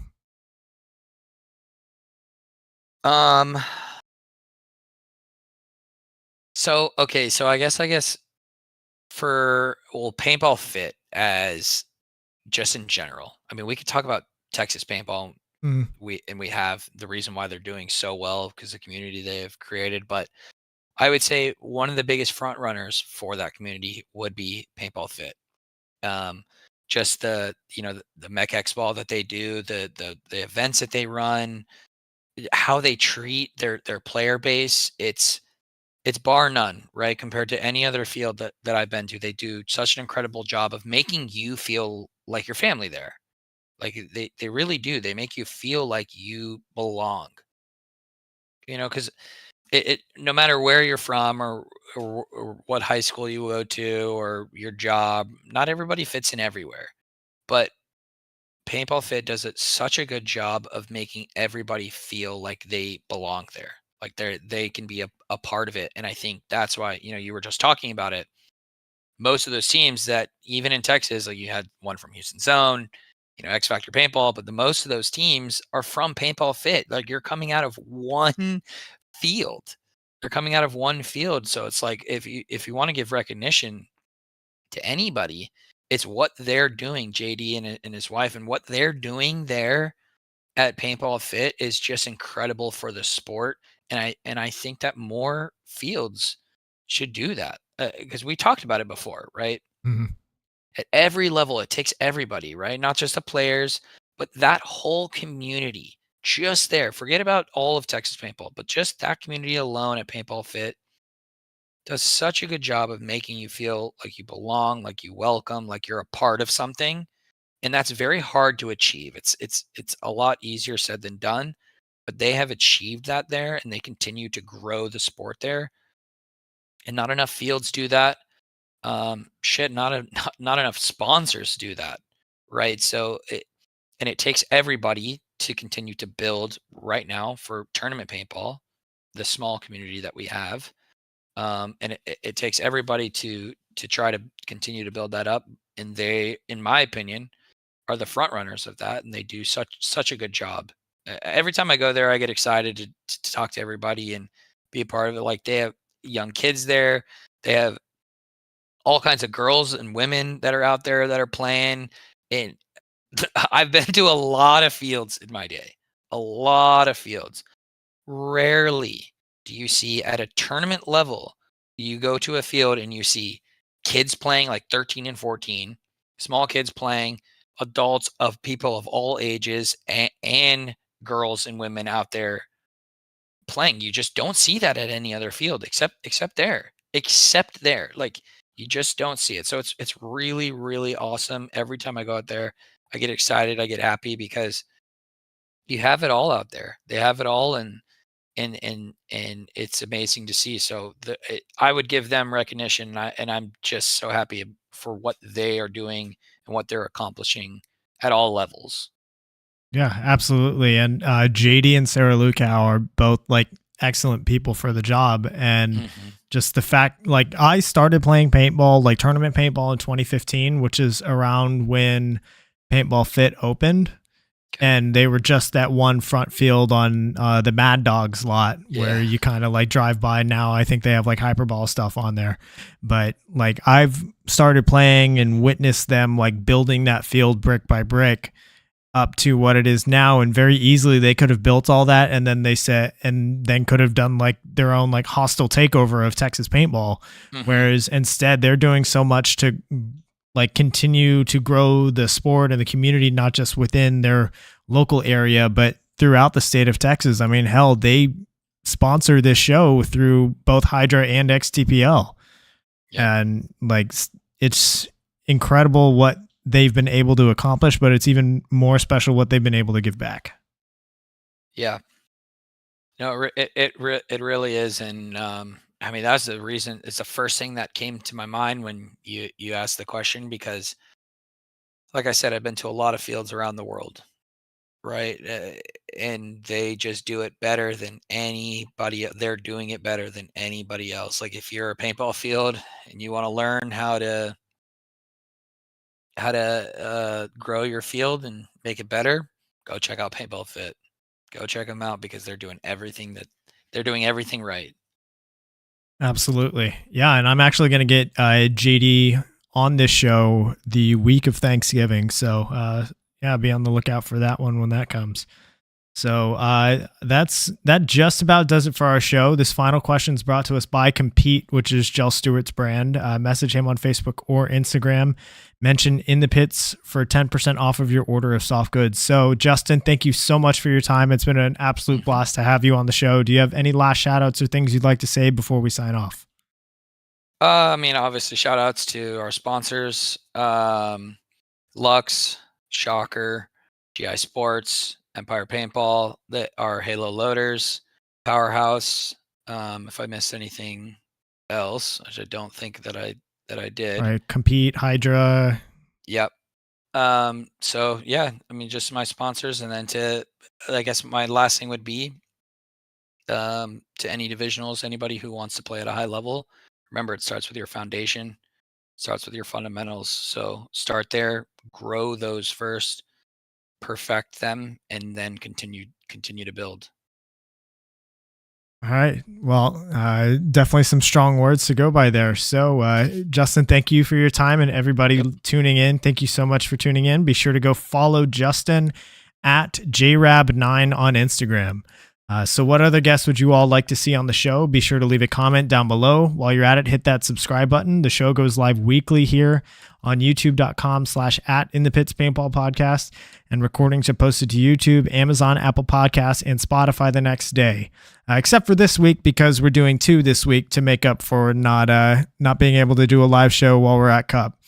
So shout out to my partner and sponsor tier subscribers on Patreon: FU Athletics, Get That Shot, Paintball Kumite, Compete, BEM-RAP, Skull Monkeys Paintball, Hydra, XCPL Events, YI Paintball, Mariachi Aguilas de Oro, and Pod Runners Union.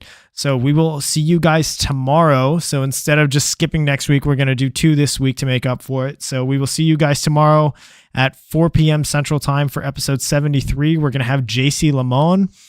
He is the owner and operator of Uno's Jerky, who he makes his own beef jerky, and is inspired, like each of his flavors are the names of different Texas paintball teams. So cool. he's got his own story there, and he's going to be a vendor at NXL World Cup for the first time ever. So we're going to get his story on tomorrow night. So we will see you all then. Justin, thank you so much for your time. Thanks for having me.